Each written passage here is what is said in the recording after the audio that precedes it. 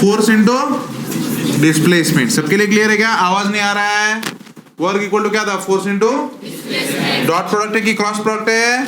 आवाज नहीं आ रहा है। डॉट प्रोडक्ट है कि क्रॉस प्रोडक्ट है? डॉट प्रोडक्ट है। तो यहाँ पे एफ एस कॉस थीटा की साइन थीटा, और ये थीटा लेते वक्त क्या केयर रखना है कि दोनों वेक्टर एक ही पॉइंट से शुरुआत करनी चाहिए, हाँ कि ना? तो क्या इस केस में हम लोग थीटा ले सकते हैं बराबर ये सही थीटा की गलत थीटा? क्या यहाँ पे ये ऐसा थीटा सही है? क्या यहाँ पे ये दोनों वेक्टर एक ही पॉइंट से शुरुआत कर रहे हैं? दोनों वेक्टर एक ही पॉइंट से शुरुआत कर रहे हैं, हाँ कि ना? और हम लोगों ने बाद में जो कल प्रॉब्लम्स देखे थे, यहाँ पे सब में फोर्स कैसा था? कांस्टेंट था कि वेरिएबल था? कांस्टेंट फोर्स मतलब कैसा फोर्स? F इक्वल टू क्या 10 न्यूटन ये कांस्टेंट फोर्स है?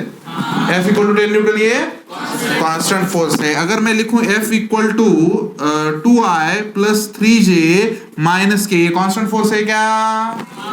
ये constant force, constant force, constant force है ना? कांस्टेंट फोर्स है ना बे?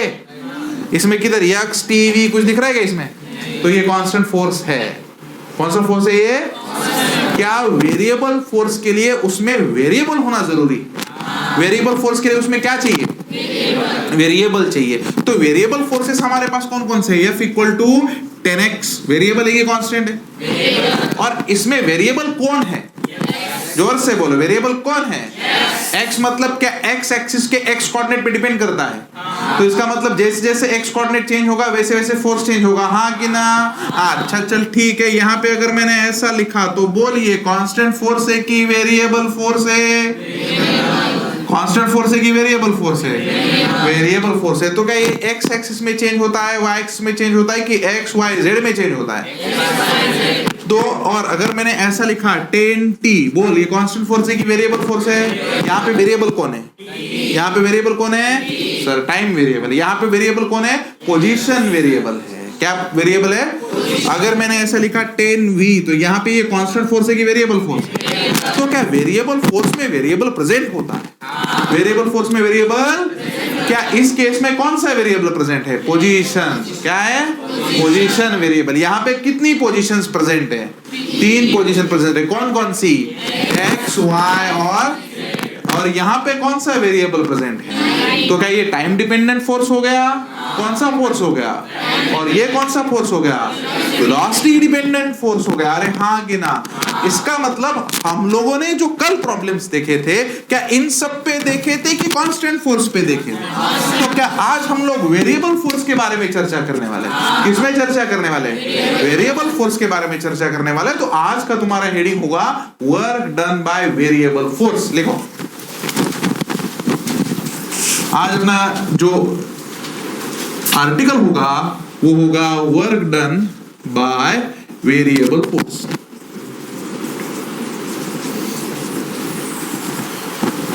वेरिएबल फोर्स का work done, so work done by variable force, ये हमारा आज का आर्टिकल है। Correct everyone?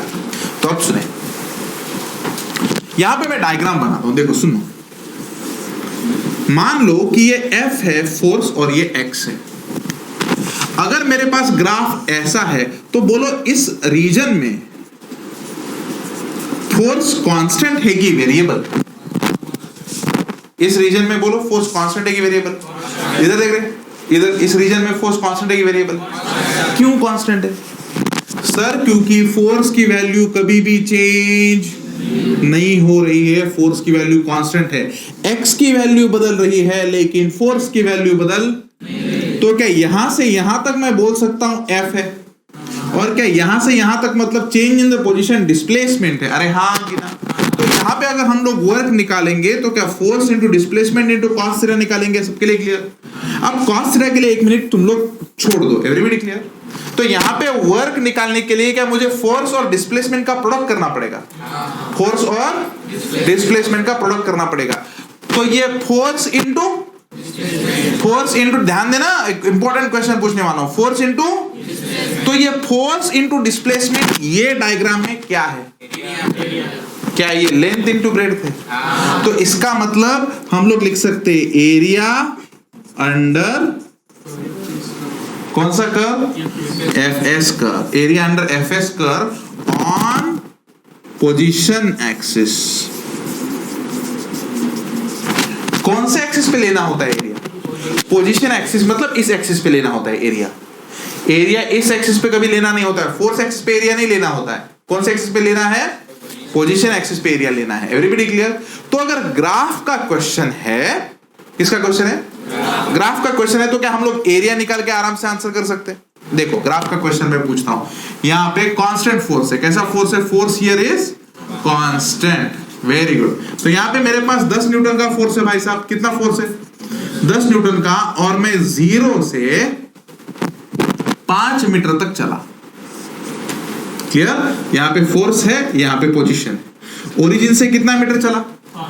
तो क्या तुम लोग इसमें वर्क कैलकुलेट कर सकते हो? हाँ सर, वर्क कैलकुलेट करने के लिए आपको क्या निकालना पड़ेगा? एरिया निकालना पड़ेगा। तो क्या यहाँ पे एरिया रेक्टेंगल है, बराबर? तो क्या मैं बोल सकता हूँ this is the area of the rectangle? अरे हाँ कि ना? एरिया ऑफ रेक्टेंगल कैसे आएगा? Length into what is the length, what is the breadth, तो व्हाट इज द एरिया? तो एरिया अगर 50 आ गया तो इसका मतलब वर्क भी कितना आ गया? 50 जूल आ गया। ये 50 जूल जो वर्क है वो कहां से कहां तक है? क्या 0 से 5 मीटर बॉडी को मूव करने का वर्क है? हम लोगों ने पूरा एरिया लिया ना, हम लोगों ने आधा थोड़ी एरिया लिया है। तो हम लोगों ने ये जो वर्क निकाला, ये कहां से कहां तक निकाला? सर बॉडी को 0 मीटर से 5 मीटर चलाने का ये वर्क है। तुमको समझा क्या? कहां से कहां तक चलाने का है? 0 मीटर से 5 मीटर तक चलाना है हमको। समझा नहीं? अगर सपोज कोई बच्चा बोलता कि मुझे 2 मीटर से 5 मीटर चलाने का है, कहां से कहां तक चलाना है? 2 मीटर से। अब बोलो पूरा एरिया लेते थे क्या तुम? तो क्या तुम लोग जितना चाहिए उतना लेते थे? तो क्या तुम लोग एरिया यहां से शुरू करते थे 2 मीटर से कहां तक लेते थे? तो पूरा एरिया लेते थे कि ये ऐसा शेडेड एरिया लेते थे? शेडेड एरिया लेते थे, हाँ कि ना? तो इस केस में वर्क होता वही एरिया ऑफ रेक्टेंगल होता सर, लेकिन अब रेक्टेंगल की साइज बदल गई होती। मतलब क्या होता? लेंथ कितनी लेते? 5 की 2? अबे 3 तो दिख ही नहीं रहा है हमें। 3 कहां पे? क्या सबके लिए क्लियर? अपने को लेंथ निकालनी है भाई साहब। 5 भी नहीं, 2 भी नहीं, कितना? 3 इंटू 10। क्या सबके लिए क्लियर? इसका मतलब क्या आ गया? क्या 30 जूल आता? सबके लिए क्लियर? तो ऐसे भी प्रॉब्लम हमारे पास प्रेजेंट है, लेकिन ये प्रॉब्लम बोलो या इन सभी प्रॉब्लम्स में क्या था? फोर्स कांस्टेंट था। क्या सबके लिए क्लियर? फोर्स कांस्टेंट था। लेकिन अब अगर मैं तुम्हें डायग्राम ये बताऊं, सुन लो, यहां पे मेरे पास फोर्स है, यहां पे मेरे पास पोजीशन है। ओए ओए ओए, क्या ये फोर्स कांस्टेंट है? ये फोर्स कांस्टेंट। तो क्या यहां पे इसकी ये इनिशियल पोजीशन मान सकते हैं x1? तुमको समझा नहीं। और क्या ये इस बॉडी की फाइनल पोजीशन मान सकते x2? बराबर। तो मान लो कि हम लोगों ने बॉडी को A पॉइंट से B पॉइंट तक लेके गए हैं। अरे बॉडी को A पॉइंट से B पॉइंट लेके गए ना, लेकिन इसमें भी हम लोग बॉडी को A पॉइंट से B पॉइंट तक लेके गए हैं, और वहां पे भी बॉडी को A पॉइंट से B पॉइंट तक लेके गए हैं। साला दोनों में फर्क क्या है? कोई होशियार ही बता सकता है दोनों में फर्क क्या है? यहां पे भी A से B लेके गए, यहां से भी A पे B लेके गए। यहां पे लेते कैसे गए? क्या कांस्टेंट फोर्स से गए भाई? यहां पे कैसे गए? है कि नहीं यार? इसका मतलब क्या इधर फोर्स वेरिएबल था, इधर फोर्स एरिया। तो यहां पे निकालना आसान है। यहां पे देखने के बाद पता चलता ना भाई साहब क्या ये रेक्टेंगल है। क्या यहां पे भी देखने के बाद पता चल रहा है मस्त रेक्टेंगल ही है यार, रेक्टेंगल। तो इसका मतलब एरिया निकालना आसान किसमें है? फर्स्ट वाले में। क्यों? क्योंकि शेप ऑफ द बॉडी पता है, शेप ऑफ द ग्राफ पता है। समझा नहीं? अरे कौन सा शेप है पता है ना? Rectangle, triangle, circle. जमूरे रेक्टेंगल, ट्रायंगल, सर्कल पता है इधर? इधर क्या ये रेक्टेंगल? रेक्टेंगल नहीं है। तो इस केस में हम लोग एरिया इतनी आसानी से निकाल नहीं सकते। बच्चे मेरे को पूछते ना सर आप यहां पे वर्क निकालते हो फोर्स इनटू डिस्प्लेसमेंट, तो आपको तो बहुत मजा आता होगा। वैसा ही अगर हम लोग यहां पे करें तो आपको तो बहुत दुख होता। ऐसा क्यों होता है? क्योंकि बेटा ये रेक्टेंगल, तो फोर्स इंटू डिस्प्लेसमेंट, तुम लोग जब formula force into displacement use कर रहे हो, कौन सा फॉर्मूला यूज कर रहे हो? फोर्स इंटू डिस्प्लेसमेंट, ये फॉर्मूला जब यूज कर रहे हो तो क्या तुम लोग फोर्स को कांस्टेंट मान रहे हो? लेकिन यहां पे मैं फोर्स इंटू डिस्प्लेसमेंट कर नहीं सकता, तो यहां पे लोगों ने ट्रिक लगाई। साइंटिस्ट ने बोला रुक, मैं तुझे जादू बताता हूं। क्या जादू? करेक्ट। तो उन्होंने क्या बोला, तू यहां से यहां तक चल ले, है ना, तो यहां से यहां तक थोड़ा सा चल, मतलब यहां पे है ना, बस ज्यादा चलने का नहीं। अरे हाँ कि ना? तो ये इनफाइनिटेसिमली स्मॉल डिस्प्लेसमेंट ली उन्होंने, इनफाइनिटेसिमली स्मॉल चेंज इन पोजीशन ली, तो इसको मैं लिखता हूं very small change in position. तो साइंटिस्ट लोगों ने क्या बोला कि भाई साहब ऐसा तो नहीं कर सकते, रेक्टेंगल तो दिख नहीं रहा है। करेक्ट है? तो उन्होंने क्या बोला कि, क्या बोला उन्होंने कि, क्या बोला कि तू छोटा चल के देख, छोटा चलना है। कैसे चलना? छोटा। ठीक है, बोलो छोटा चल, छोटा सा चला। ये जो छोटा चला इसको तू मान ले dx। बहुत ज्यादा चला क्या तू? छोटा। यहां पे मैंने गलती क्या करी, मैंने दोनों तरफ से एरो दिखाया। दोनों तरफ से एरो दिखा नहीं सकता, अगर सही तरीके से दिखाना है तो मुझे ऐसे ही दिखाना पड़ेगा, ऐसे ही चला मैं। Correct everyone? तो मैं थोड़ा सा चला डिस्प्लेसमेंट के डायरेक्शन में, थोड़ा सा बस। ये तब चल के नहीं दिखाने का रे बाबा, थोड़ा चलने का। Correct everyone? तो लोगों ने पूछा थोड़ा काय को चलने का? क्योंकि अगर तू इस डायग्राम को थोड़ा चल के देखेगा, थोड़ा चल के अगर देखेगा, तो क्या इस थोड़े चलने में इस फोर्स को कांस्टेंट मान सकता है? थोड़े चलने में मैं बताता हूं। ये स्ट्रेट लाइन है कि कर्व? Very good. ये curve, very good, very good, very very nice. ये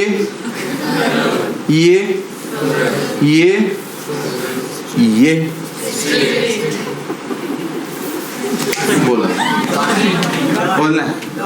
डॉट नहीं है रे, थोड़ा सा है कि नहीं? तो अगर अभी किसी को अगर हम लोग बताएं, बोले स्ट्रेट लाइन के कर्व, पागल हो गया है कि नहीं? तो क्या हम लोग इस छोटे को स्ट्रेट लाइन मान सकते हैं? छोटे को स्ट्रेट लाइन मान सकते ना? तो अगर हम लोग इस छोटे को स्ट्रेट लाइन मानेंगे ना, इसका मतलब यहां पे इसको स्ट्रेट लाइन मान सकते हैं, हाँ कि ना? तो इतने छोटे के लिए, क्या इतने छोटे के लिए हम लोग बोल सकते हैं भाई साहब फोर्स कांस्टेंट है? लेकिन किसके लिए? छोटे के लिए, इतने छोटे डिस्प्लेसमेंट के लिए फोर्स कांस्टेंट मान सकते हैं, हाँ कि ना? तो क्या हम लोग इस छोटा सा वर्क डन कैलकुलेट कर सकते हैं? छोटा छोटा, तो क्या स्मॉल वर्क डन हम लोग निकाल सकते हैं? स्मॉल वर्क निकाल सकते हैं ना? स्मॉल वर्क को हम लोग बोल सकते हैं dw। dw क्या होता है? फोर्स होता है और डिस्प्लेसमेंट होता है, क्या उनका डॉट प्रोडक्ट होता है? बराबर है ना? क्या सर तुम वही फॉर्मूला यूज करो? देख बेटा, हमारे पास कंसेप्ट एक ही है, हमारे पास दो कंसेप्ट नहीं है। वर्क तो निकाला जा सकता है अगर फोर्स कांस्टेंट है तभी, समझा नहीं? वर्क कब निकाला जा सकता है? सब लोग आंसर करेंगे। जब फोर्स कांस्टेंट है तभी वर्क निकाला जा सकता है, अन्यथा घर पे जा नहीं निकाल सकता। तो तुम लोग बोलोगे यहां पे तो ठीक है, बड़े डिस्प्लेसमेंट के लिए क्या यहां पे फोर्स कांस्टेंट है? समझा नहीं? बड़े डिस्प्लेसमेंट के लिए यहां पे फोर्स, लेकिन यहां पे बड़े डिस्प्लेसमेंट के लिए फोर्स कांस्टेंट नहीं है ना? तो बड़े डिस्प्लेसमेंट के लिए अगर फोर्स कांस्टेंट नहीं है, तो क्या छोटे डिस्प्लेसमेंट के लिए फोर्स कांस्टेंट है? छोटे के लिए यार, छोटे, अरे हाँ कि ना? तो क्या छोटे के लिए हम लोग मान सकते हैं फोर्स कांस्टेंट है? और अगर छोटे के लिए फोर्स कांस्टेंट है मान सकते हैं, तो क्या उस छोटे का ही वर्क डन हम लोग निकाल सकते हैं? तो ये छोटा ही वर्क डन मैंने निकाला, बड़ा वर्क डन निकाला कि मैं छोटा वर्क डन निकाला। Everybody clear? इसको तुम लोग ऐसा भी लिख सकते हैं, इसको तुम लोग क्या लिख सकते हैं? Small area of the strip, इस छोटी सी स्ट्रिप का एरिया बराबर है। छोटा वर्क डन मतलब छोटी स्ट्रिप का एरिया ना। देखो मैंने तुम्हें अभी क्या बताया कि सर अगर फोर्स कांस्टेंट है, क्या बोला मैं? सब लोग आंसर करेंगे, ध्यान देना है, बहुत कंसेप्चुअल है। फोर्स कांस्टेंट है रे बाबा, फोर्स कांस्टेंट है तो हम लोग क्या बोल सकते हैं? Area under FS on position axis. Position axis में एरिया लेना होता है, एवरीबॉडी क्लियर? टाइम एक्सिस में एरिया, वेलोसिटी एक्सिस में एरिया, कौन से एक्सिस में एरिया? पोजीशन में ही एरिया ले सकते हैं ना, वॉल्यूम वॉल्यूम किस में नहीं ले सकते? किस में ले सकते? सिर्फ एरिया पोजीशन में ले सकते हैं। तो जब भी हमें वर्क कैलकुलेट करना है तो क्या मुझे ऐसा करना पड़ेगा, एरिया लेना पड़ेगा पोजीशन एक्सिस पे। तो क्या मुझे यहाँ पे छोटा वर्क डन कैलकुलेट करना था? बोलो हाँ कि ना? बड़ा वर्क डन की छोटा वर्क डन? तो क्या छोटा वर्क डन उसी कॉन्सेप्ट से निकाल सकता हूं? छोटे वर्क के लिए क्या छोटा सा एरिया बराबर है ना? छोटे वर्क के लिए छोटा सा एरिया, वो छोटा सा एरिया मेरे पास होगा फोर्स कांस्टेंट। फोर्स कैसा है? और क्या dx मैंने छोटी डिस्प्लेसमेंट बोली है, छोटा चेंज इन द पोजीशन बोला है, अरे हाँ कि ना? बड़ा चेंज इन द पोजीशन की छोटा चेंज इन द पोजीशन? क्या सबके लिए क्लियर? अच्छा चलो ठीक है। तो स्मॉल अमाउंट ऑफ वर्क आ गया सर, लेकिन मास्टर तू अभी भी अटका, तुझे तो पूरा वर्क डन निकालना है, तो छोटे को लेके बैठा है, बराबर है ना? तुझे तो पूरे घर को पेंट करना है, तो ये एक छोटी सी स्ट्रिप को पेंट करते बैठा है। क्या सबके लिए क्लियर? लेकिन यहां पे दिमाग के देखो, अब मैं थोड़ा सा आगे जाता हूं, क्या यहां पे भी मैं एक स्ट्रिप कंसीडर कर सकता हूं? इसका भी एरिया निकाल सकता हूं, अरे हाँ कि ना? क्या इसके बाजू में और एक स्ट्रिप मैं कंसीडर कर सकता हूं? क्या उसका भी एरिया निकाल सकता हूं? और ऐसे मैं अगर स्ट्रिप्स कंसीडर करते जाऊंगा तो क्या मैं हर एक स्ट्रिप का एरिया निकालते जाऊंगा? हर एक छोटी छोटी स्ट्रिप का एरिया निकाला मैं, मेरे को बड़ा काम करने का ही नहीं है। करेक्ट? एक साथ घर को पेंट मारना ही नहीं है। क्या एक टाइम पे एक ही ब्रश चलाना है यार? क्या छोटा एरिया हो गया, दूसरा, तीसरा, तो क्या मैं हर स्ट्रिप का एरिया निकालते जाऊंगा? क्या सबके लिए समझ रहा है? समझ रहा है ना? अब अगर मैंने इन सभी स्ट्रिप के एरिया का किया एडिशन तो क्या मिला? क्या टोटल वर्क डन मिल गया यार? अरे इसके कितने प्लस इसके कितने प्लस इसके सबका टोटल मारते गया यार मैं, और यहां से लेके मैंने यहां तो पूरा टोटल मारा है, एक भी छोटा सा स्ट्रिप छोड़ा नहीं है। इसका मतलब मुझे छोटा एरिया मिल गया, क्या पूरा एरिया मिल गया? अब बच्चे का क्वेश्चन हो गया फिर, तो ये छोटे का क्या को निकाला? छोटे का निकालने में अपना दिमाग लगाया अपन ने। अगर मैं छोटे का एरिया निकालता हूं तो क्या मैं फोर्स कांस्टेंट मान सकता हूं? इसलिए छोटे का निकाला।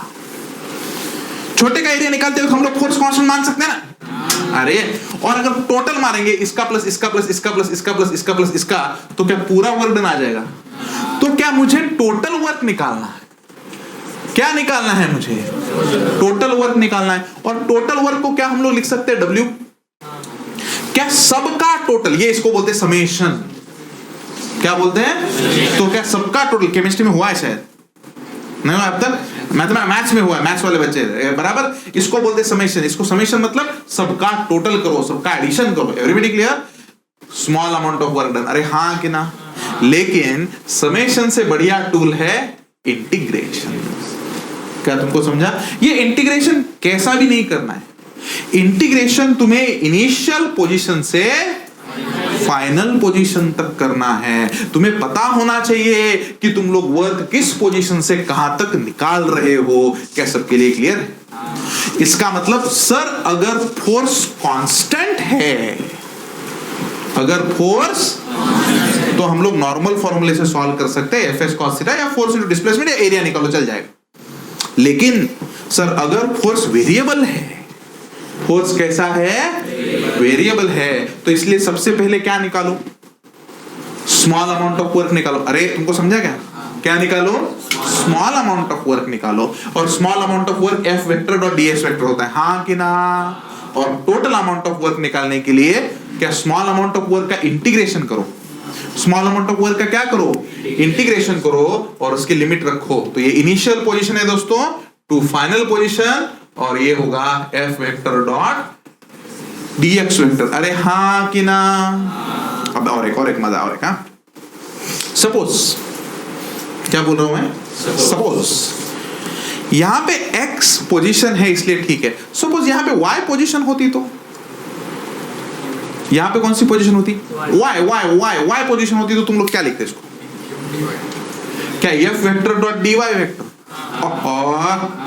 और z पोजीशन होती क्या लिखते? f vector dot dz vector, हाँ कि ना? इसका मतलब x एक्सिस में भी वर्क डन हो सकता है, y एक्सिस में भी वर्क डन हो सकता है, और जेड एक्सिस में भी वर्क डन हो सकता है। तो अगर मुझे ऑल एक्सिस में वर्क डन निकालना है तो work done in all axis, so आराम से निकाल सकते हैं W equal to integration F vector dot dx vector, तुमको समझा नहीं है, plus integration F vector dot dy vector plus integration F vector dot dz vector. तुमको समझ रहा है क्या? अभी x के साथ फोर्स का कौन सा कंपोनेंट आएगा? x component. अरे बराबर है ना। यहाँ पे y के साथ फोर्स का कौन सा कंपोनेंट आएगा? y component. और यहाँ पे z के साथ फोर्स का कौन सा कंपोनेंट आएगा? z component. तुमको समझा नहीं है क्या? 100% क्लियर, 100% समझा। अब कभी कभी कुछ कुछ प्रॉब्लम्स में ना इसको एक ही तरीके से लिखा जाता है। देखो ऐसा इतना पूरा डिटेल में नहीं लिखा जाता, मैं अभी समझाते हुए मैंने पूरे डिटेल में बताया ना। मैंने जब फोर्स लिया तो क्या मैंने सिर्फ एक्स एक्सिस में लिया? अभी लेते वक्त मैंने सिर्फ एक्स एक्सिस में समझाया ना, फिर बाद में तुमको बोला भाई साहब वाई एक्सिस में भी हो सकता है, जेड एक्सिस में भी हो सकता है, ऐसा बोला ना मैंने तुमको। अरे बराबर है ना। लोग बुक्स में ऐसा नहीं लिखा होता, बुक्स में वो लोग क्या बोलते हैं, तुझे जिस भी एक्सिस में फोर्स निकालना है तू देख, सॉरी जिस भी एक्सिस में वर्क निकालना है तू देख ले। तुमको समझा क्या? तुमको जिस एक्सिस में वर्क निकालना है तू देख ले। टोटल वर्क होता है integration F vector dot dr vector from r initial to r final, ऐसा बोलते हैं। बच्चों बोलो r कौन सा एक्सिस है? तू जो माने वो। सुनो r कौन सा एक्सिस है? तुमको जो लगेगा वो। अगर तुमको लगेगा x तो r के जगह पे क्या रखोगे? x, हाँ कि ना? तुमको लगा y, अरे बराबर है ना। r के जगह पे वो एक्सिस रख दो। तुमको लगा z तो क्या है? z और तुमको लगा x, y और z तो x का भी रखो, y का भी रखो और z का भी रखो। तुमको समझा ही नहीं यार। अरे क्या सबके लिए clear? Done everyone? Right down. To calculate work done due to variable force. To calculate work done due to variable force, first calculate small amount of work done. Calculate small amount of work done as dw equal to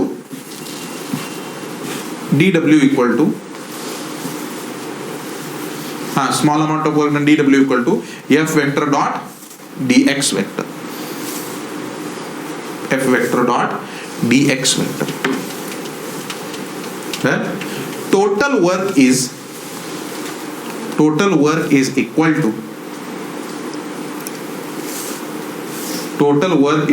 to w integration, हाँ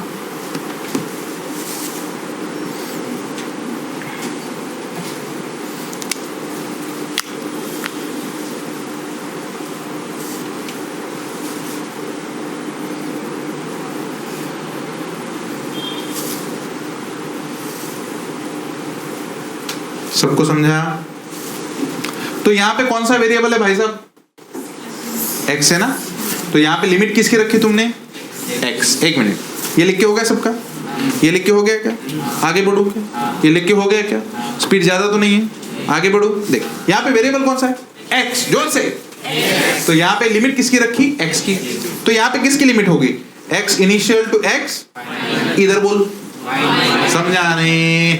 समझाने क्या यहाँ पे variable y है तो limit किसकी होगी? y initial to mass. यहाँ पे क्या होगा भाई साहब? तो क्या z इनिशियल टू, कुछ भी नहीं समझा, लिख डाल। Work along all the axis, work along all the axis, work along all the axis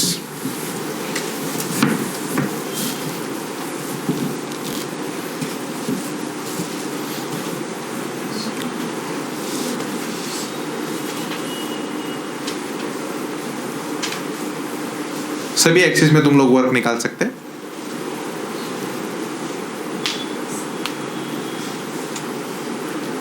नहीं ये देख एक्स आई एक्स फाइनल एफ एक्स क्या है? एफ एक्स मतलब फोर्स का कौन सा पार्ट है? X part. तो एक्स पार्ट कौन से डायरेक्शन में एक्ट होगा? आई जे के। मस्त। तो क्या मैं इसको लिख सकता हूं एफ एक्स आई? ले ले ले ले ले ले समझा क्या? dx कौन से एक्सिस में? तो क्या इसको हम लोग लिख सकते dx i? ओहो, लेकिन क्या i डॉट i 1 होता है? i डॉट i तो इसका मतलब वेक्टर निकाल सकते हैं ना हम लोग। Everybody clear? सुनो सुनो गौर से दुनिया वाला। Done everyone? देख i डॉट i क्या बोल रहा हूं मैं? i डॉट मतलब किसी भी वेक्टर का उसी के साथ डॉट प्रोडक्ट लेना, बराबर है।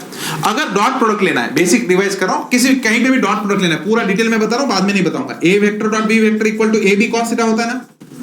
इसका मतलब क्या होता है? ए चा मैग्नीट्यूड ए का मैग्नीट्यूड, बी चा मैग्नीट्यूड बी का मैग्नीट्यूड एंड एवरीबॉडी क्लियर?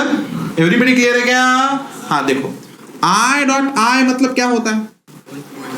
क्या आई का मैग्नीट्यूड 1? क्या इस आई का 1? और आई में एंगल कितना? क्या आई और आई एक दूसरे को पैरेलल रहते हैं यार, तो कितना? cos of 0। cos ऑफ 0 मतलब कितना आ गया? 1। तो क्या आई डॉट आई 1 आता है? जे डॉट जे, के डॉट के, क्या सबके लिए क्लियर? तो x जो कंपोनेंट है, x ये जो कंपोनेंट है फोर्स का, कौन सा component? x component. x component i में एक्ट होगा। अरे किस में एक्ट होगा? dx किस डायरेक्शन में होगा? i में ही होगा ना। तो i डॉट i कितना आएगा? तो क्या वेक्टर निकाल सकता हूं? प्लस बोल y किस में? y j में होगा ना, dy। अरे बाप, y किस में होगा? dy दोनों भी। तो j डॉट j आ गया ना, तो j डॉट कितना? तो इसका मतलब क्या वेक्टर निकाल के अपन लिख सकते रे बाबा। समझे ही नहीं? करेक्ट? बोल इधर। ये एक्सप्लेन करने की कोई जरूरत क्या? शॉर्ट है क्लियर? लेकिन फिर भी एक्सप्लेन करता हूं क्योंकि मेरे को रिवीजन चाहिए भाई, है कि नहीं? ये कौन सा एक्सिस में? मतलब के। डीजेड कौन से एक्सिस में? तो क्या ये भी के और ये भी के? तो क्या के माने? तो ऐसा लिखने के बाद तुम्हें वेक्टर के बारे में सोचने की कोई जरूरत तुमको समझा नहीं? हाँ कि ना? Right. Removing vector form, removing vector form. मस्त, क्या भारी पढ़ाता हूं मैं। Removing vector form, removing vector form.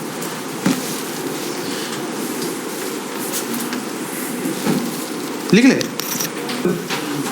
Graphical question आए, अगर ग्राफिकल क्वेश्चन आए तो वर्क निकालने के लिए, तो वर्क निकालने के लिए एरिया अंडर द ग्राफ निकालें। तो वर्क निकालने के लिए एरिया अंडर द ग्राफ निकालें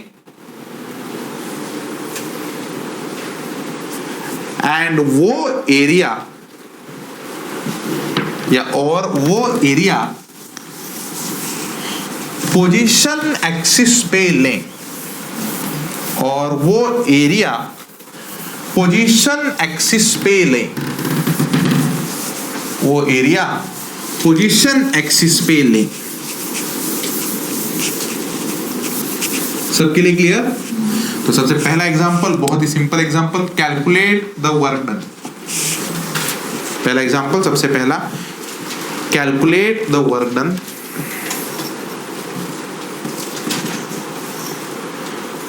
Calculate the work done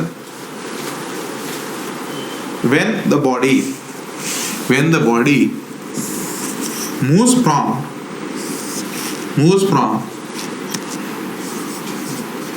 5 metre to 20 metre. When the body moves from 5 metre to 20 metre, problem आने का कोई चांस?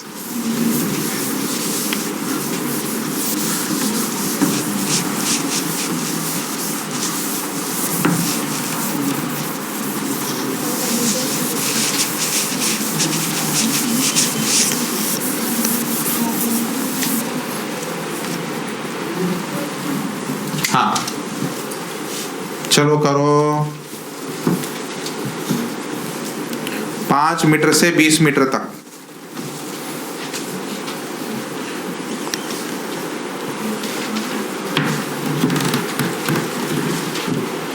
पांच मीटर से 20 मीटर तक।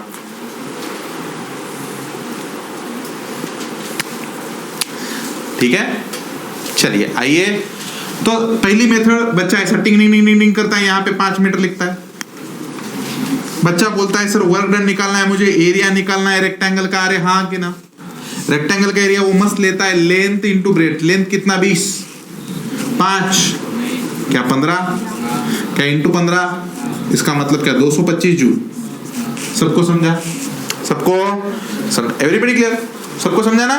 कहां से कहां तक लेना है? 5 मीटर से 20 मीटर तक लेना है, बराबर। होशियार बच्चा क्या करता है? होशियार बच्चा करता है, मास्टर ने क्या बोला है, work is the integration of F D x,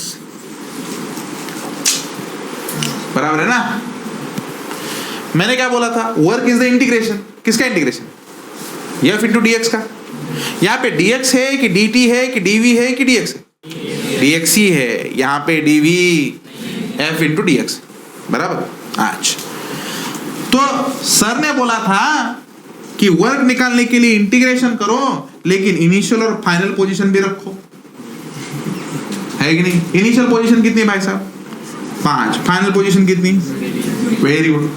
क्या सबको समझा? चलो, तो इसको ऐसे लिखता है बच्चा, इंटीग्रेशन 5 से 20। भाई साहब फोर्स की वैल्यू कितनी? 15 है ना?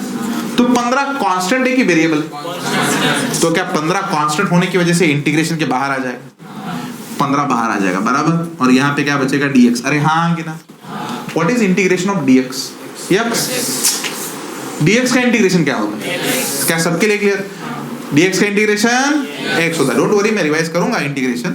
तो यहाँ पे 15 और dx का इंटीग्रेशन क्या आया? x। देखो मैंने ब्रैकेट बनाया, बराबर। ये कौन सी लिमिट बोली जाती है? अपर लिमिट की लोअर लिमिट? तो क्या अपर लिमिट 20 है भाई साहब? लोअर लिमिट कितनी है? तो बच्चा कैसे सॉल्व करेगा? 15। और क्या होता है, पहले अपर लिमिट रखो बाद में, तो पहले अपर लिमिट रखेंगे 20, माइनस करेंगे, बाद में लोअर लिमिट रखेंगे 5। अरे हाँ कि ना?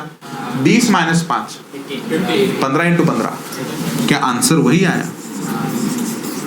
Correct everyone. लेकिन ये इंटीग्रेशन मेथड से था, आंसर बदलेगा नहीं, लेकिन ये इंटीग्रेशन मेथड से था, ये अपना एरिया मेथड से था। क्या सबके लिए clear? Right it down. Solution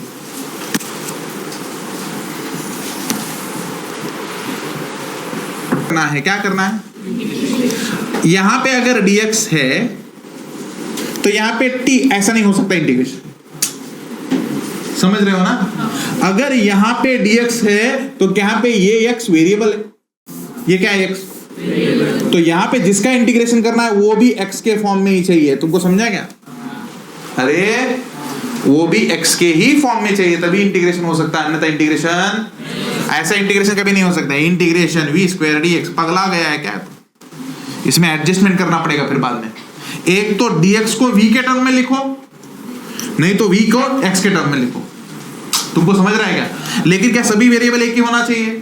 तभी इंटीग्रेशन हो सकता है, अन्यथा इंटीग्रेशन नहीं हो सकता। चेंज इन द वेरिएबल में इंटीग्रेशन नहीं होता। सबके लिए क्लियर? तो क्या यहाँ पे वेरिएबल और ये वेरिएबल सेम है, तभी इंटीग्रेशन होगा। सबको समझ रहा है क्या? और ये इंटीग्रेशन करते वक्त क्या करना होता है? इसका पावर बढ़ाना होता है। n है ना? n का पावर 1 से बढ़ाओ, n+1 divided by plus c, constant आता है इंटीग्रेशन का। अगर यहां पे लिमिट नहीं है तो इंटीग्रेशन का कांस्टेंट आएगा। करेक्ट है एवरीवन? अरे और अगर लिमिट है, मतलब ऐसा बोला गया है इंटीग्रेशन a टू b, ऐसा बोला गया, समझ रहा है ना? x raise to n dx अगर ऐसा है तो तुम लोग इसका इंटीग्रेशन मेथड वही रहेगी, x raise to n plus 1 divided by n plus 1। Everybody clear? और यहाँ पे अपर लिमिट आ जाएगी b, लोअर लिमिट आ जाएगी a, यहाँ पे कांस्टेंट नहीं आएगा। तो मेरे हिसाब से अब रेडी हो प्रॉब्लम के लिए, तो दे दे प्रॉब्लम, पहला प्रॉब्लम ले लो। और force of 5x square acts on a body. A force of 5x square acts on a body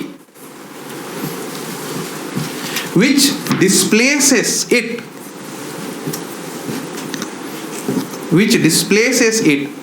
from 1 meter position to 2 meter position. Which displaces it from 1 meter to 2 meter, ऐसा भी लिखा तो चलेगा। From 1 meter to 2 meter. Calculate the amount of work done. Calculate the amount of work done. Physics में मार दी है entry, जबरदस्त problem आया है, गर्मा गर्म ताजा प्रॉब्लम। आइए, फोर्स कांस्टेंट की वेरिएबल मुन्ना, फोर्स अरे बोलना ताकत नहीं है, फोर्स वेरिएबल है, कैसे पता चला? सर 5 है ना, सिर्फ 5 होता तो 5 होता तो कांस्टेंट, लेकिन x स्क्वायर है, इसका मतलब क्या है? तो क्या पहले small amount of work done लिख सकते भाई साहब? क्या होता है? f इंटू dx होता है। अरे हाँ कि ना? एक्चुअली में f vector dot dx vector है, बराबर है ना? f vector dot dx vector, लेकिन दोनों I में होने की वजह से मैं f इंटू dx लिख रहा हूं। तो क्या मैं इसको f इंटू dx लिख सकता हूं? f कितना?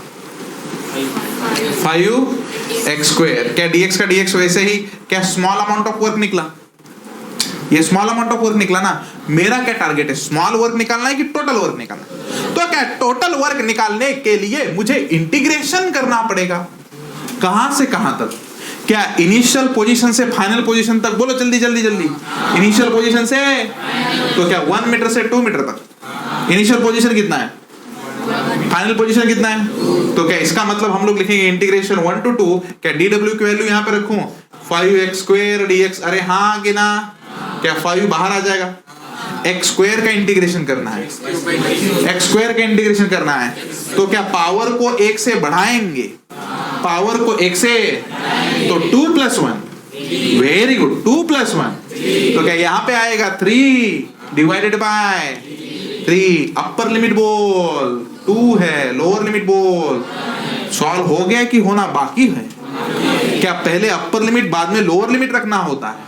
तो क्या इस 3 को बाहर ले लूं, 5/3 लिखूं? अरे हाँ कि ना? अंदर में पहले कौन सा लिमिट रखूं? तो क्या 2 का क्यूब रखूं? हाँ कि ना? x के जगह पे 2 रखें पहले, माइनस x के जगह पे क्या रखें? क्या 100% क्लियर है? तो क्या इसका मतलब 5/3 इंटू 2 का क्यूब 4, 2 का क्यूब 8 - 1, तो क्या 7। इसका मतलब आंसर आ गया 35 डिवाइडेड बाय 3 जूल। समझाच नहीं? 100% क्लियर। लिख डालना फिर।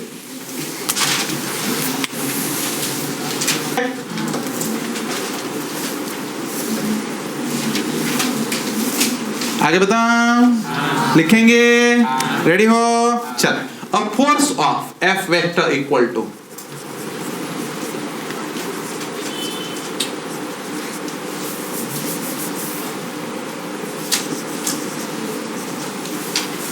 a force of Ning Tong T. Done?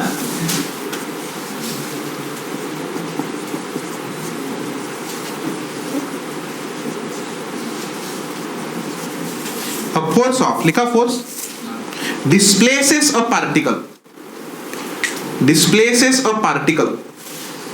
from A to B,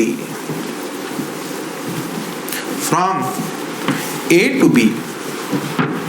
ए का भी कोऑर्डिनेट लिखो, बी का भी कोऑर्डिनेट लिखो, वहां पे ए और बी दोनों का कोऑर्डिनेट दिया हुआ है।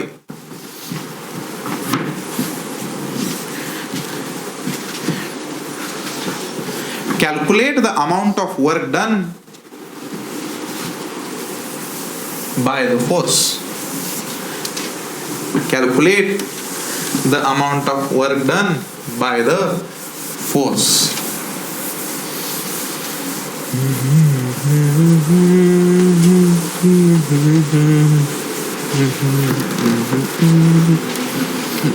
आइए मैं बताऊंगा, टेंशन ना ले, बिल्कुल टेंशन ना ले, मैं बताऊंगा। ऐसे प्रॉब्लम बाद में घर पे प्रैक्टिस करना। सुन, X axis, Y axis, Z axis, क्या सभी डायरेक्शन में फोर्स चेंजिंग?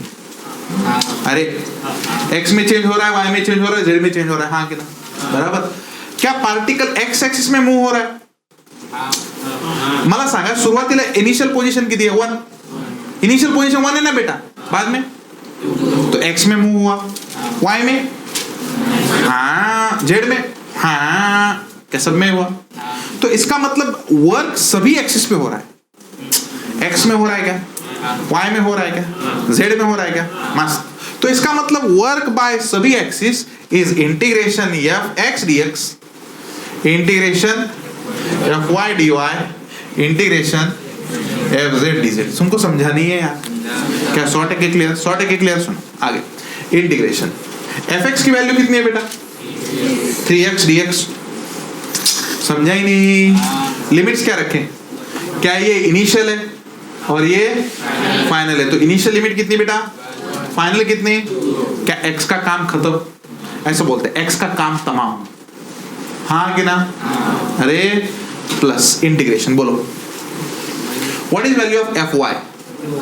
2y dy बराबर y की लिमिट बोलो, इनिशियल कितनी, फाइनल कितनी? समझा नहीं? प्लस इंटीग्रेशन, हाँ बोल, z की बोलो, क्या -4z? अरे तुमको समझा ही नहीं? क्या यहाँ पे dz, इनिशियल लिमिट बोल, फाइनल बोल, समझा है क्या?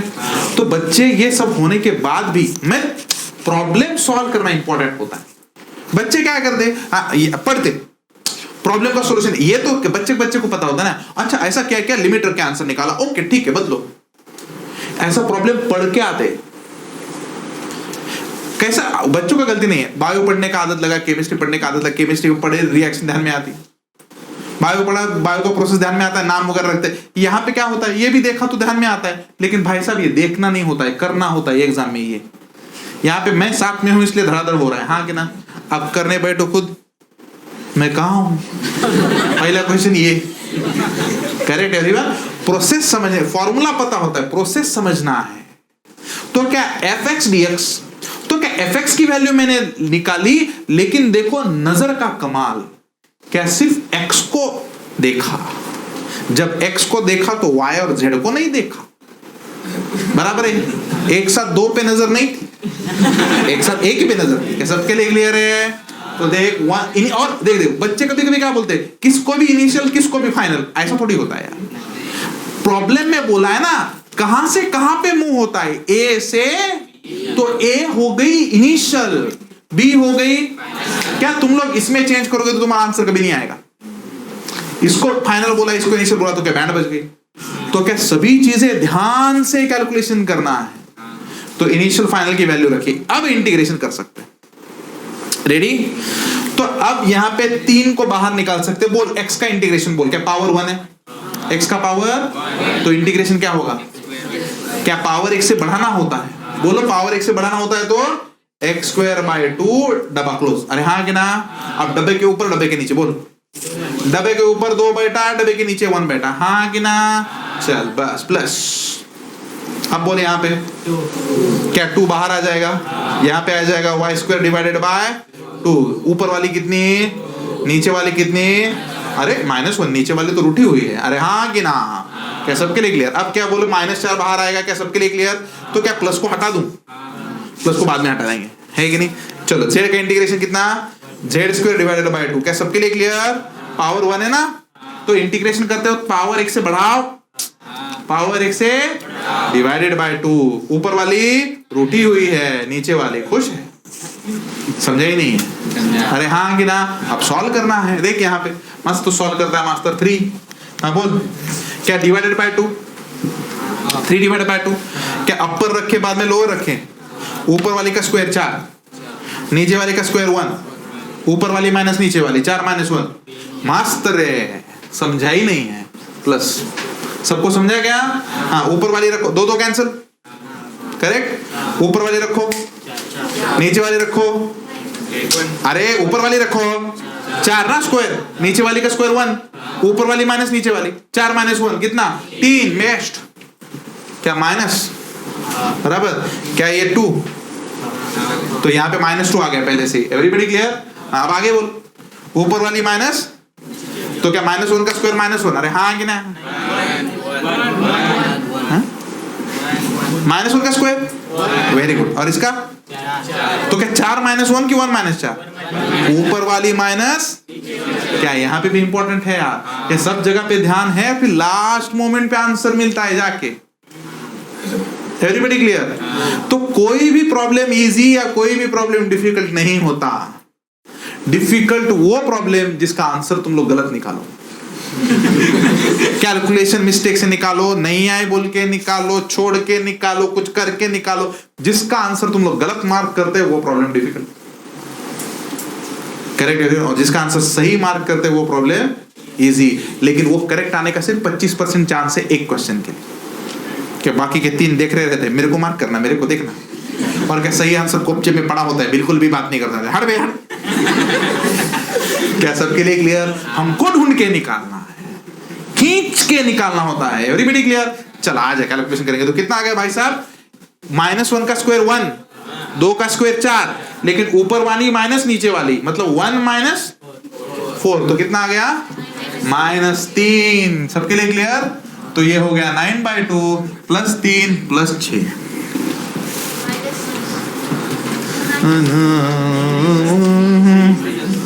माइनस है ना? पेंडे के अबे माइनस प्लस होगा ना?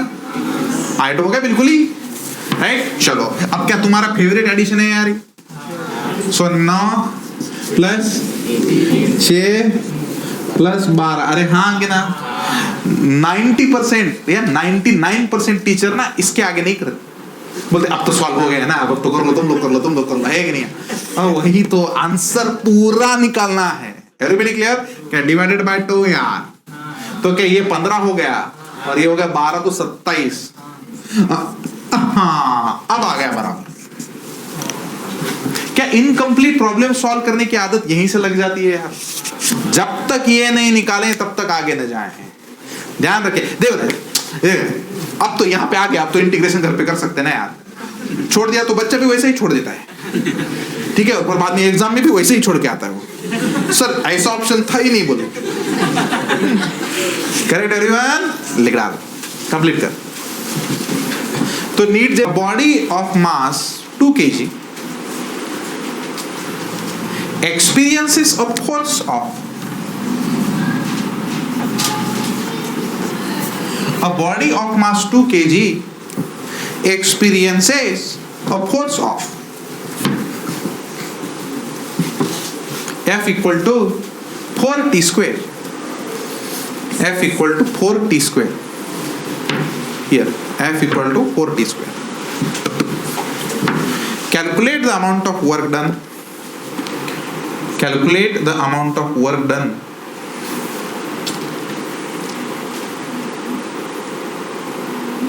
in first 2 seconds.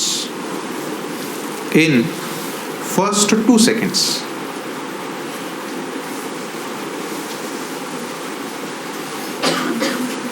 ये क्या टाइप बदल गया है? क्या बदला है? बता सकते क्या तुम लोग? क्या पहले फोर्स पोजीशन डिपेंडेंट था, अब टाइम डिपेंडेंट है? हाँ कि ना? चलिए आइए आइए आइए आइए, डरो मत, आइए। तो क्या हम लोग dw लिख सकते हैं? What is dw? F into dx। अरे F into F की वैल्यू बोल, 4t square into dx। क्या dw आ गया? अरे हाँ कि ना? बोल w। हमको w निकालना है तो इंटीग्रेशन करना पड़ेगा किसका? dw का। क्या सबसे पहले स्मॉल अमाउंट ऑफ वर्क निकालें? पहली स्टेप क्या होती है? स्मॉल अमाउंट ऑफ वर्क निकालें। Small amount of work F into dx होता है, बराबर है क्या? क्या F की वैल्यू मैंने रखी 4t square into dx। अब क्या इस स्मॉल वर्क का इंटीग्रेशन तो रखो, चलो इंटीग्रेशन 4t square dx क्या मस्त से इंटीग्रेशन कर सकते हैं? इंटीग्रेशन कर सकते क्या इसका? हाँ, कर सकते ना। इसका इंटीग्रेशन नहीं हो सकता। क्यों? क्या ये वेरिएबल और ये वेरिएबल अलग है, इसलिए ये प्रॉब्लम टिपिकल है। Again a need question. Done? सुनो लिखो मत, आप ध्यान सीख रहे तो सीखना है। तो क्या इसको बोलेंगे इक्वेशन नंबर 1। एक तो सर पूरा x में लिखो, नहीं तो पूरा t में लिखो, बराबर है ना। डोंट मेक दिस बेसल, बेल मत बनाओ, t और x का मिक्सचर मत करो। एक तो x के साथ जाओ, नहीं तो t के साथ जाओ, दोनों के साथ जा। अरे क्या सबके लिए क्लियर हुआ? आप देख, तो इसका मतलब हमको सब कुछ t में लिखना है, हमको सब कुछ t में लिखना है। हमको क्या बोला है? Calculate the work done in first 2 seconds. क्या बोला है? फर्स्ट 2 सेकेंड्स, पहले 2 सेकेंड, मतलब शुरुआत हो गई t इक्वल टू 0 पे, और क्या खत्म होगा t इक्वल टू 2 पे। तो क्या ये पहले 2 सेकेंड आ गए 0 से 2? समझा नहीं? होगी सबको समझा? पहले 2 सेकेंड मतलब समझा क्या? पहले 2 सेकेंड मतलब क्या? 0 to 2। Correct everyone? तो ये एक अपने को बताया है। ठीक है, ठीक है। तो अपने को क्या करना है? इसको t के फॉर्म में लिखना है। किसके फॉर्म में लिखना है? t के। क्यों t के फॉर्म में? क्योंकि अपने को लिमिट t की पता है। लिमिट किसकी पता है? Ready everyone? तो चलो लिखना चालू करेंगे। क्या फोर्स होता है mass into acceleration. Force equal to क्या होता है? Mass into acceleration. फोर्स दिया है अपने को t², 4t² दिया है ना। मास कितना दिया है? 2 into a। मास की वैल्यू 2 किलो दी है ना भाई साहब। तो एक्सेलरेशन की वैल्यू कितनी आ गई बोलो? क्या? 2t²। अरे लेकिन एक्सेलरेशन होता है dv divided by dt, that is 2t²। तुमको समझा क्या? What is acceleration? क्या? Rate of change of velocity. अरे rate of change of velocity है ना। अच्छा, तो क्या dv निकाल सकते? 2t² dt। समझा नहीं?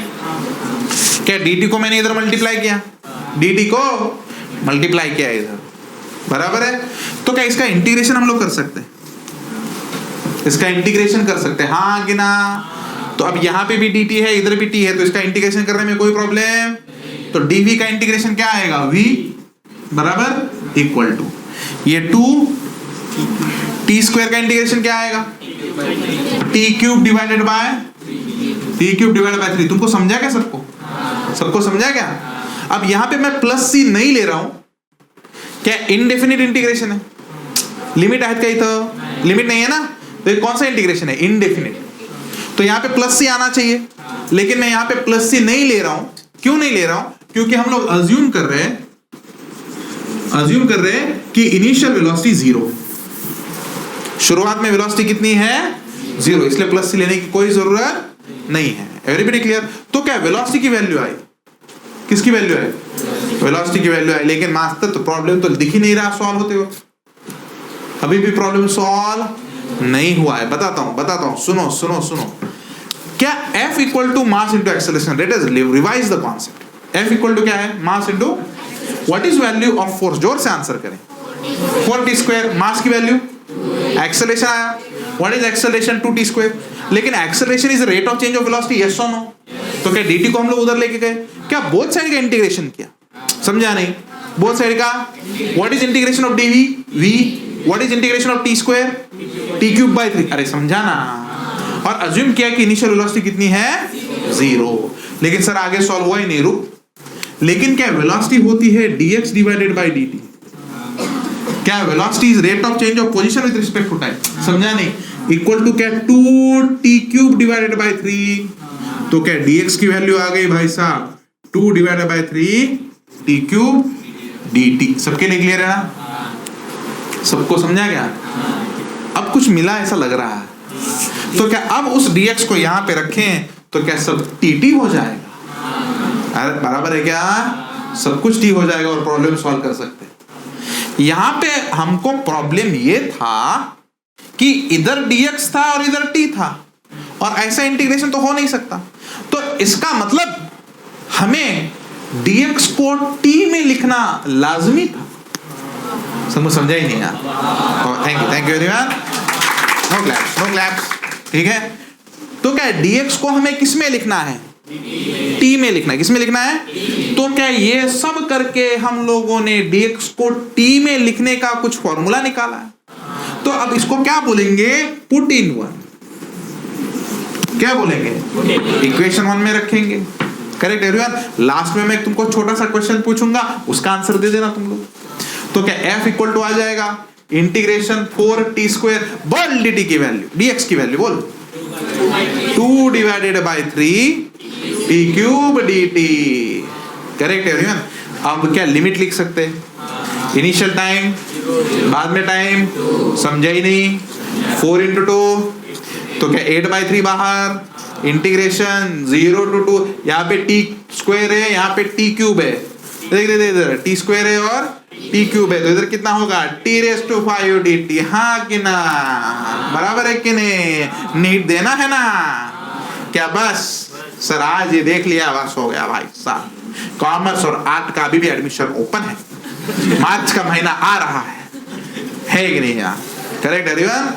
तो 8 डिवाइडेड बाय 3, याद रखें इस साल की पूरी अगर दिल तोड़ जी तोड़ के मेहनत करोगे तो पूरे लाइफ के लिए डॉक्टर कहलाए जाओ, पूरे लाइफ के लिए इंजीनियर कहलाए जाओगे, पूरे लाइफ के लिए, है कि नहीं यार? तो क्या बेस्ट यार, 1 साल मेहनत करो खाली, जिंदगी भर की ऐसी सबसे बेस्ट इन्वेस्टमेंट है ये। क्या पैसे डबल होने के लिए भी 10 साल लग रहे हैं यार आजकल, 1 साल में लाइफ सेट, है कि नहीं? लेवल ही ऊपर। सबको समझा? Correct everyone. क्या अब इसका इंटीग्रेशन करना है? बोलो इंटीग्रेशन इसका, t⁵ है ना, तो क्या पावर 1 से बढ़ाएंगे? 5 + 1, वेरी गुड, 5 + 1। क्या यही कैलकुलेशन इंपॉर्टेंट? करेक्ट। तो क्या t⁵, अरे हाँ कि ना? कुछ भूला क्या मैं? Divided by upper limit, lower limit, क्या ये कैलकुलेशन हो सकता है? तो यहाँ पे आ जाएगा 4, यहाँ पे आ जाएगा 3। इसका मतलब, अरे मैंने गलती से यहाँ पे f इक्वल टू लिखा है, यहाँ पे मुझे w इक्वल टू लिखना था। Everybody clear? चलो आगे। तो यहाँ पे w इक्वल टू, हाँ बोल कितना होगा? 4, और ये 3 × 3 6, 9। 4 डिवाइडेड बाय 9, छोटी भी गलती नहीं कर सकते, हाँ कि ना? अब क्या अपर लिमिट माइनस, तो अपर लिमिट कितनी है बेटा? ऊपर वाली है 2, नीचे वाली है 0, अरे हाँ कि ना? Correct everyone. तो यही छोटा सा क्वेश्चन मुझे पूछना था, 2 to the power 6 कितना है? Correct everyone. तो 4 और ये 9 into 64 joule is your final answer. देखो सुनो, क्या फोर्स का x में होना प्रॉब्लम अपने पे एहसान करता है? हाँ। प्रॉब्लम देखने के बाद अरे थैंक यू सर भाई एहसान कर दिया, क्योंकि सब कुछ dx vx होता है, x के फॉर्म में होता है, डायरेक्ट इंटीग्रेशन कर सकते। लेकिन प्रॉब्लम का t मेन v मेन दूसरे वेरिएबल्स में होना क्या अपने पे वो जुल्म है? अरे हाँ कि ना? तो जुल्म नहीं सहेंगे, dx की वैल्यू t के फॉर्म में निकालेंगे। Correct everyone. ऐसे सभी के, thank you everyone, thank you. No claps. ठीक है, मैं थोड़ा सा शाय हूं इसलिए नो क्लैप्स।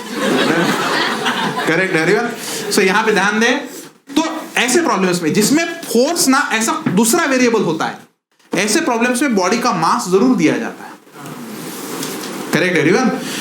अगर x में दिया है तो एहसान किया है, अगर वेरिएबल में दिया है तो जुल्म है, लेकिन जुल्म का सामना हमें करना है। Everybody clear? तो ये पूरा ऐसा करके फिर टाइम की वैल्यू रख के तुम लोग इसका आंसर निकाल सकते हैं। इस पूरे प्रॉब्लम में किसी को कोई डाउट है क्या? 100% समझा है? लिख डाल।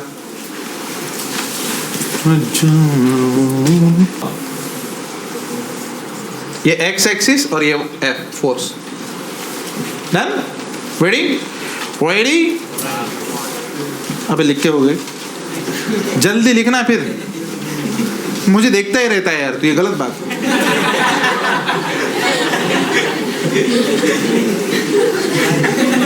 ऐसा थोड़े होता है यार।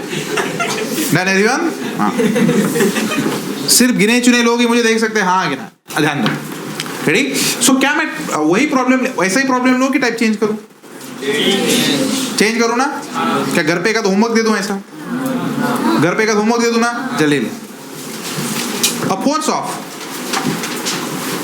a force of 2t, a force of 2t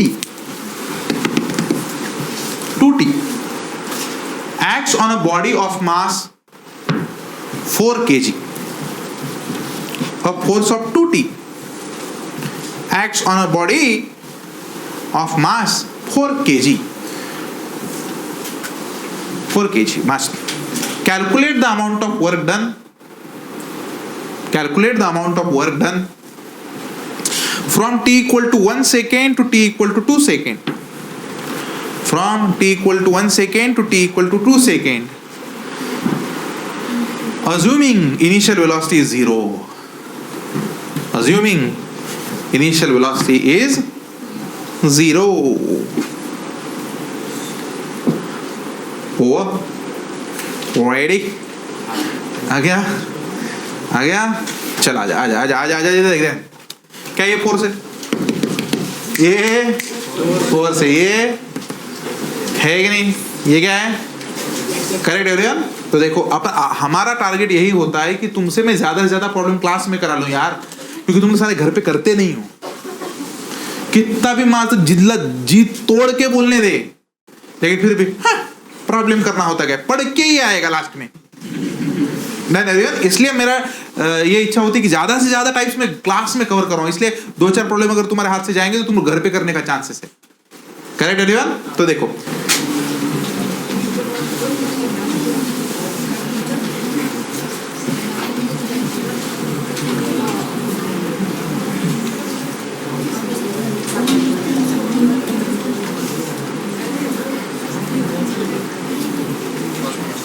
yes, ready? हाँ, ध्यान दे। ये 0 मीटर, ये 2 मीटर, ये 4 मीटर, ये 6 मीटर, ये 8 मीटर और ये 10 मीटर। ओ रेडी? इस प्रॉब्लम में तुम्हें बोला गया है, क्या बोला गया है? वर्क कितना है? क्या बोला गया है? वर्क कितना है? ठीक है, from x equal to 0 to x equal to 10। 0 से लेके 10 मीटर तक कितना वर्क है? रेडी? सुनो, हमको टोटल वर्क निकालना है। अरे तो क्या, देखो इधर ध्यान दो, हमको टोटल वर्क निकालना है ना, तो क्या हमारे पास यहां से यहां तक एक एरिया है, देखिए ये क्या ये एरिया A1 है? ये क्या है? ये सर्कल, क्या है? Trapezium, sorry, right? ये ठीक है, ये एक भी वैल्यू दिए तुमको, ये वैल्यू दिए तुम्हें 10 -10। Everybody clear? What is this now? This is second area, this is rectangle, and this is a third area, that is A3, that is triangle. Got it? Samsha? So there are 3 areas. How many areas here? 3. A1 sir, trapezium. A1 क्या है? A2 का है? Rectangle है ना, और ये triangle. Everybody clear? हमें total work calculate करना है। हमें क्या करना है? हमारा टारगेट क्या है? टोटल वर्क निकाले। अब अगर टोटल वर्क निकालना है तो हमें एरिया निकालना पड़ेगा, थोड़ा कि टोटल। तो अगर मुझे वर्क निकालना है टोटल, तो मुझे एरिया निकालना पड़ेगा A1 plus A2 plus A3, total total total. क्या सबके लिए क्लियर? मुझे टोटल एरिया निकालना पड़ेगा ना। अरे मैंने बताया था ना, work is the area under the curve, work is the area under the curve. Everybody clear? चलो आ जाओ, यहां पे ध्यान दो। A1 एरिया कौन सा एरिया है? A1 एरिया क्या है? What is the area of the trapezium? Trapezium का एरिया क्या है वो बताएंगे मुझे। Half base into height, half base into height क्या है? हाफ ऑफ किसका सम? सम ऑफ पैरेलल साइड्स, है ना, इनटू परपेंडिकुलर डिस्टेंस। क्या सबके लिए क्लियर? बराबर है ना? ये इसको मैं बोलता हूं आधा प्यार में दूरी, है कि नहीं यार? बराबर, सही है ना? No claps please, I am shy, no claps. Everyone, तो आधा प्यार में दूरी, करेक्ट एवरीवन? ये लेंथ इंटू, इसको कुछ नहीं बोलता मैं, right, it is simple, length into breadth, बस ये तो ध्यान में रहता है। Everybody clear? और वो क्या है? Half of length into breadth. नहीं, क्या है? बेस इंटू, क्या शॉर्ट है? क्या क्लियर? चलिए आइए, हाफ। क्या यहाँ पे पैरेलल साइड्स तुम्हें दिख रही हैं? पैरेलल साइड्स 1 and 2, क्या पैरेलल साइड्स ये है और ये है? तो बोले पैरेलल साइड की लंबाई कितनी है? पूरी की ट्रेपेजियम जितनी, तो क्या 0 से 6, तो क्या इतना सा लंबा है, और ये कितना है? 6 आइटम हो गया। ये कितना है? ये कितना है? Correct everyone? ये इतना सा लेना ना पार्ट, तो ये 2 मीटर है, और ये तो लिखो कितना, इन ब्रैकेट 6 + 2, समझा नहीं है? What is the perpendicular length between them? 6 कितना है? तो क्या यहां से यहां तक, मतलब ये पूरा कितना? 20 + 20 की -20 + 20, क्योंकि ऊपर है भाई साहब, ये इसीलिए प्रॉब्लम लिया। ये समझा गया? क्या ये +20 ऊपर के साइड है, मतलब फोर्स पॉजिटिव है, इसलिए +20, समझा नहीं? देख रहे हो, होशियार बच्चे कंसेप्ट पे फोकस करते, जो बेवकूफ बच्चे हैं वो जोक पे फोकस करेंगे। हाँ कि ना? और मस्त बच्चा है, दोनों पे फोकस करेगा, है कि नहीं? कुछ भी नहीं छोड़ना ना यार, जोक भी नहीं, ये भी नहीं, दोनों को पकड़ के चलना है। Everybody clear? सबको समझा गया? तो ये ऊपर का फोर्स है, तो क्या +20, और पैरेलल साइड्स का सम इंटू +20 प्लस, हाँ इधर बोल, लेंथ इंटू ब्रेड्थ। लेंथ कितना? 8 मीटर, 6 मीटर, 2 मीटर, बहुत बढ़िया, इंटू, समझाइच नहीं? समझाइच नहीं? कितना? अब तुमको पता चला कि साले गलती कहां पे करते, -10 ही नहीं लेते। Length into breadth. अबे नीचे है ना, तो नीचे फोर्स निगेटिव हो गया ना भाई साहब, तो नीचे फोर्स निगेटिव हो गया तो माइनस, समझा नहीं? एक ने इसको शॉर्टकट दी थी, अपर एरियाज आर पॉजिटिव भाई, लोअर एरियाज आर निगेटिव। अब बोलने की क्या जरूरत है भाई, लोअर में तो निगेटिव है ही ना पहले और इसको बोलता है the ultimate shortcut, the ultimate shortcut to solve this problem, upper areas are positive, lower areas are negative. अब बोलने की क्या जरूरत है, ऑलरेडी निगेटिव है। हाँ कि ना? हाँ चल, प्लस आगे बोल, half base into, what is the base here? 2, and what is the height? 20. Correct everyone? क्या ये कट जाएगा? ये भी कट नहीं, बस ज्यादा खुश होने की कोई जरूरत। 6 + 2 8 × 10 80, तो 80। अरे हाँ कि ना? चलिए देख, -20, क्या सबके लिए क्लियर? ये देख, +10, अरे हाँ कि ना? तो क्या 70 जूल, ऐसा कैलकुलेट किया जाता है। और तो क्या ये भी प्रॉब्लम एक अच्छा प्रॉब्लम था? क्यों? क्योंकि इस प्रॉब्लम में कुछ फोर्सेस पॉजिटिव डायरेक्शन में थे और कुछ फोर्सेस हम लोगों ने सबको कंसीडर करके उसका करेक्ट आंसर नहीं समझा ही नहीं है। Right now calculate the amount of work done, calculate the amount of work done, calculate the amount of work done, calculate the amount of work done between 0 to 10 meter, between 0 to 10 meter, समझा? लिख ले।